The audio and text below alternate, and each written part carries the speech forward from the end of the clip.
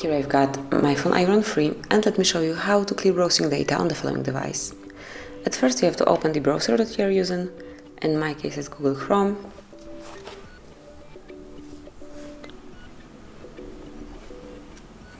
Then tap on the More icon, which is 3+1 in the right upper corner, and select History.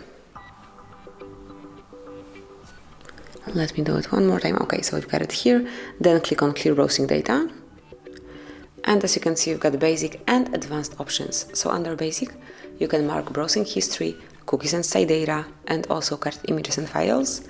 And then under advanced, you have a few more, and these are saved passwords, autofill from data, and also site settings.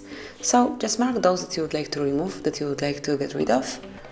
And then select the time range, so just click on time range and pick 24 hours, 7 days, 4 weeks, obviously just past hour, or all time. And this is what I will pick because I would like to remove the history fully, and then click on Clear Data.